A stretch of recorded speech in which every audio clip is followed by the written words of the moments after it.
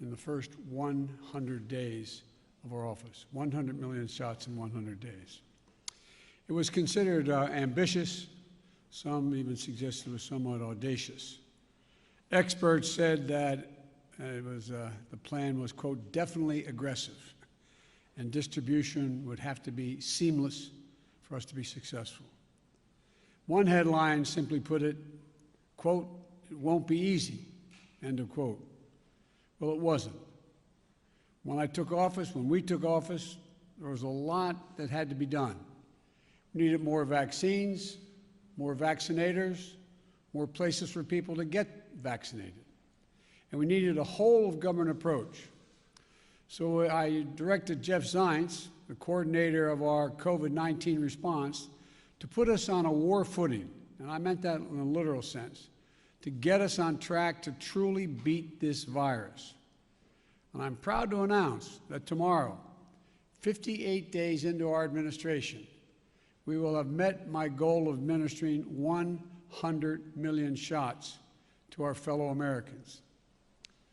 That's weeks ahead of schedule, and even with the setbacks we faced during the winter storms.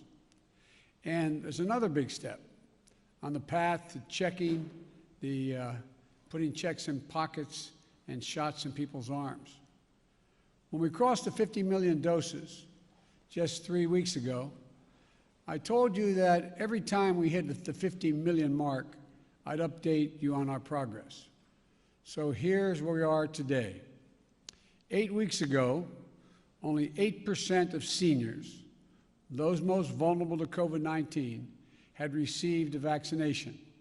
Today, 65% of people aged 65 or older have received at least one shot, and 36% are fully vaccinated. And that's key, because this is the population that represents 80% of the well over 500,000 COVID-19 deaths that have occurred in America.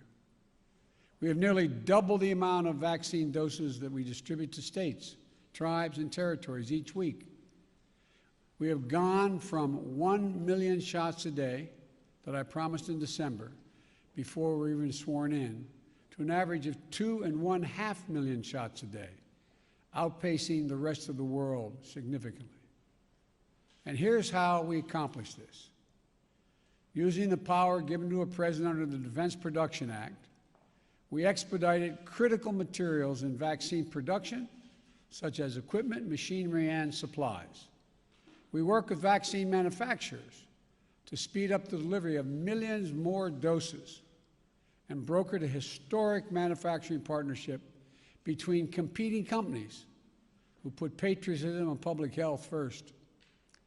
These steps put us on track to have enough vaccine supply for every adult American by the end of May, months earlier than anyone expected.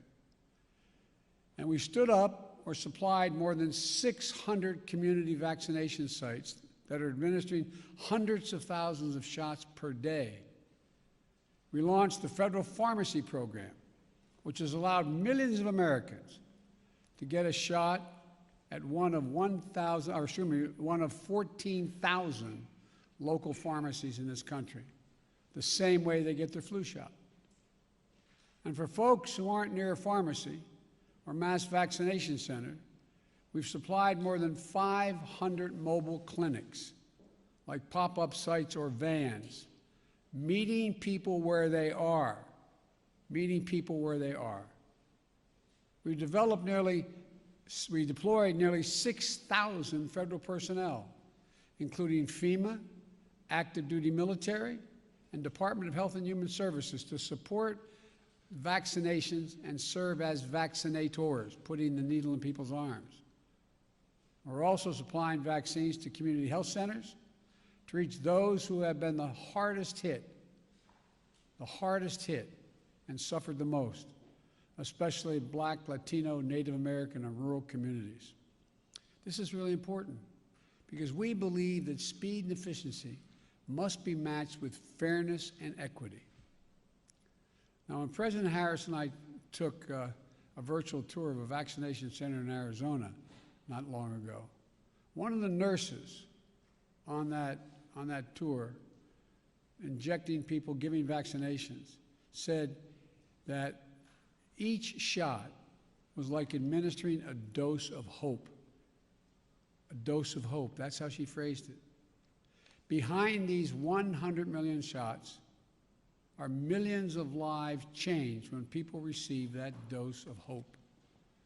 Grandparents can hug their grandchildren again. Frontline workers who can show up at their jobs without the same fear they used to have. Teachers with the confidence to head back into the classroom. These milestones are significant accomplishments, but we have much more to do, much more to do.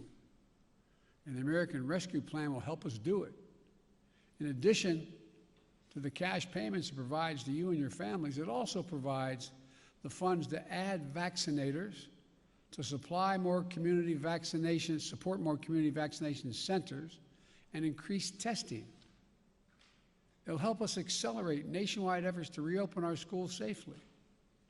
And as I told the nation last week, I've directed all states, tribes, and territories to make all adults eligible to be vaccinated no later than May the 1st. I'm glad to see that several states are already taking that step to make more and more Americans eligible, even before May 1st. Tomorrow, we will hit 100 million doses our administration has administered. But I've always said, that's just the floor. We will not stop until we beat this pandemic. Next week, I will announce our next goal to put shots in arms. This is a time for optimism, but it's not a time for relaxation. I need all Americans, I need all of you to do your part. Wash your hands, stay socially distanced, keep masking up as recommended by the CDC, and get vaccinated when it's your turn. Now's not the time to let down our guard. In the last week, we've seen increases in the number of cases in several states. Scientists have made clear that things may get worse as new variants of this virus spread. Getting vaccinated is the best thing we can do to fight back against these variants. While millions of people are vaccinated, we need millions more to be vaccinated. And again, I need you to get vaccinated when it's your term and you're able to do that. I need your help. I need you to help. Not just the country, but your family, your friends, your neighbors. Get them vaccinated as well. If we keep our guard up, stick together, and stick with the science, we can look forward to a 4th of July that feels a bit more normal, with small groups able to gather for cookouts in backyards, and where we begin to declare our independence on Independence Day from the virus. Look, together we're going to come through this stronger, with renewed faith in each other and our government that fulfills its most important function, protecting the American people. Let me be clear again. Wearing this mask in the meantime, making sure you wash your hands, making sure you socially distance, listen to the CDC.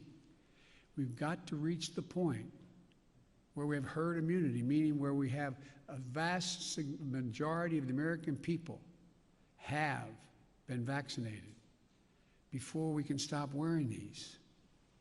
So please, please, don't let what you see happening in Europe and you see on television. Keep the faith. Keep wearing the mask.